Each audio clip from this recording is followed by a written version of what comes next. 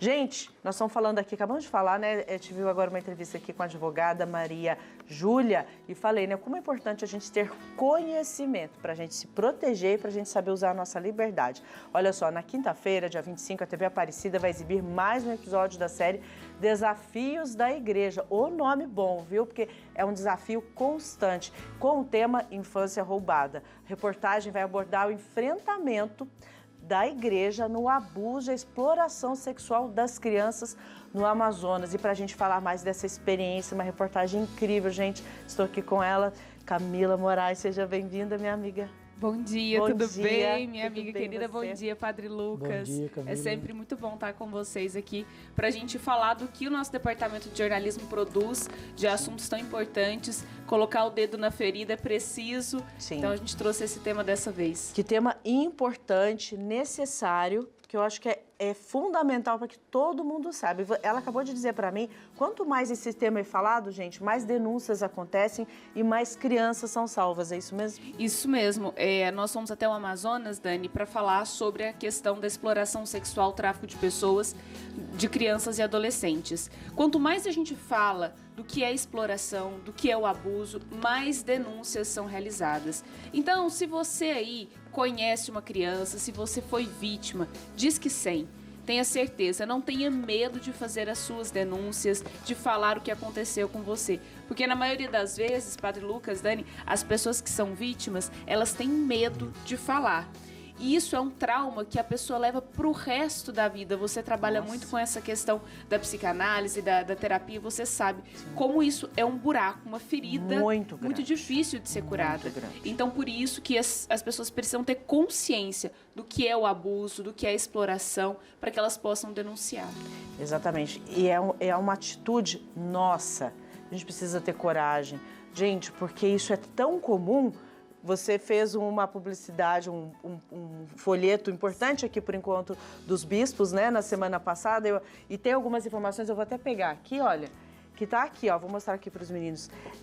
A cada 6 minutos, gente, uma criança é abusada sexualmente no Brasil. A cada 6 minutos, Camila? Isso mesmo. É um dado que é chocante. E esse número, Dani, ainda, ele é subnotificado, porque muitas vítimas não levam adiante. Porque a maioria das vezes, esse crime é realizado dentro de casa. Sim. Normalmente é um pai, é um padrasto, é um avô, é um tio.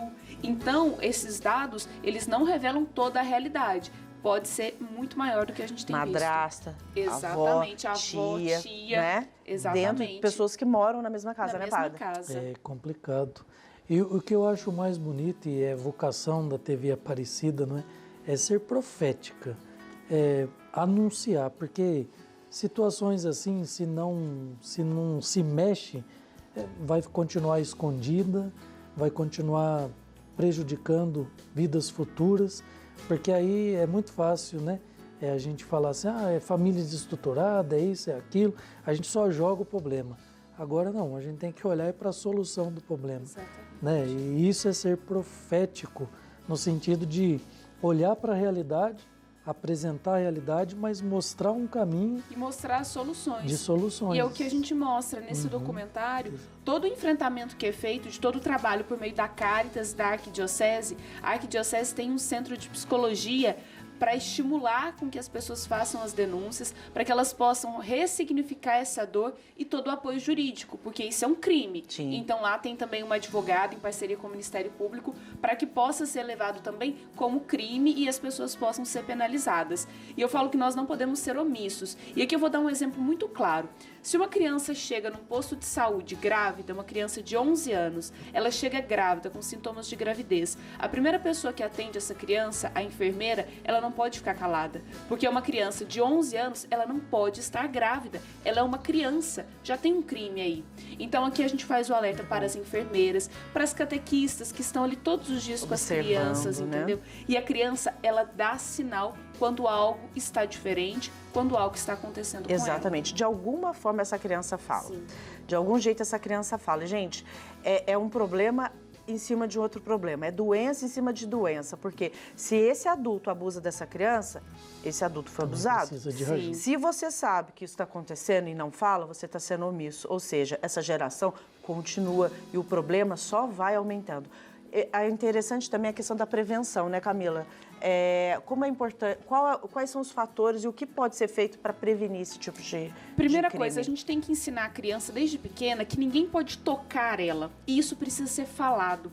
Quando a gente fala sobre aula de educação sexual, a gente quer falar para a criança que ninguém está autorizado a colocar a mãozinha nela, que ninguém pode fazer nada que ela não queira. Quando um adulto chega e passa a mão em determinadas partes íntimas da criança, que ele fala assim, isso é um segredo nosso.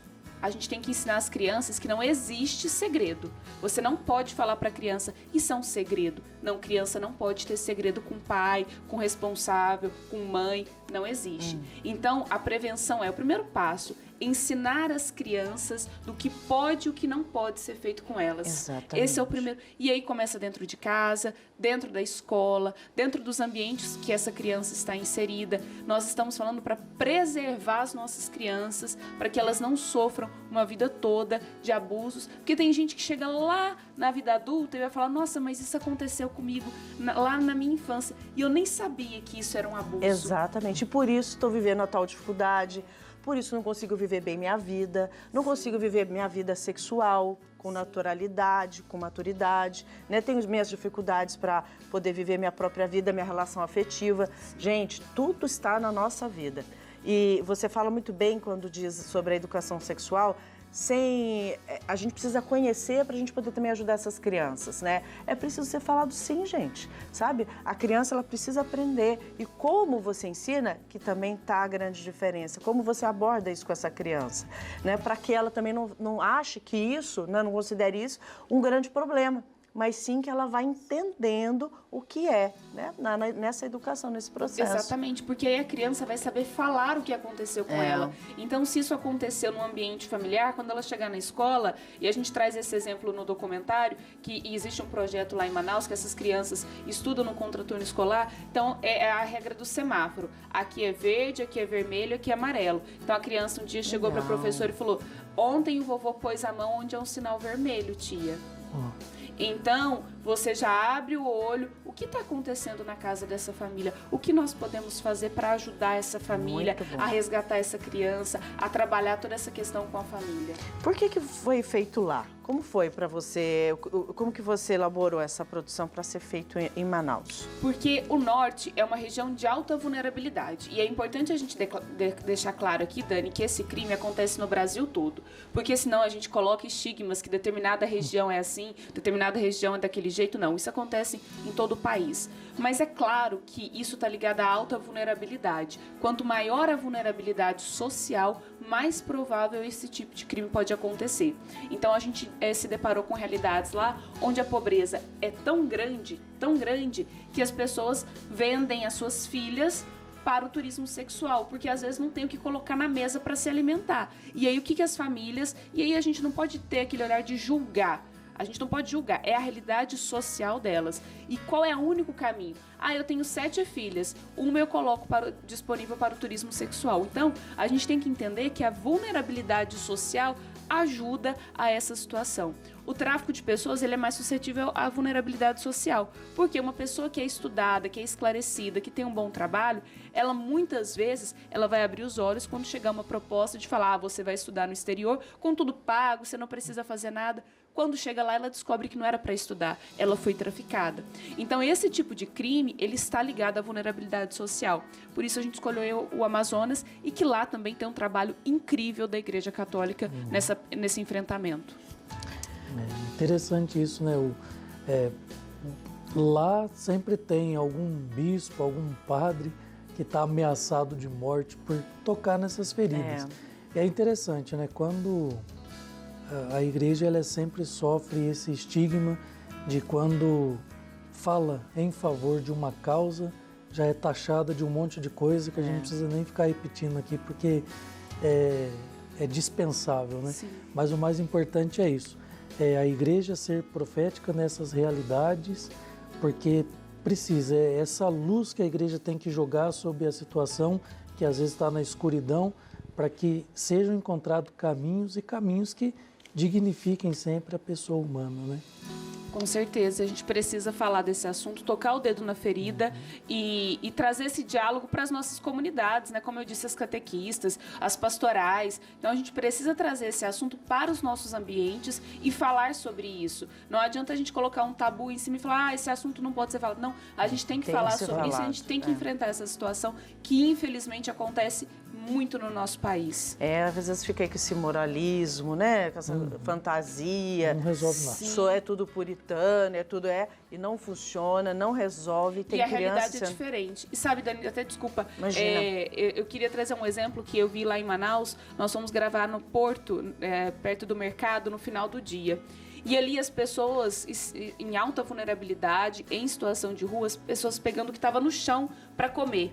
Então, como que você vai falar de Deus para uma pessoa que não tem nem o que comer? Então, a gente precisa entender como é a realidade do outro para a gente falar o que ela precisa. E, às vezes, falar de Deus é dar o que comer. Exatamente. Não precisa falar nada. Fica quietinho. Dá o que comer e dá a condição. Vem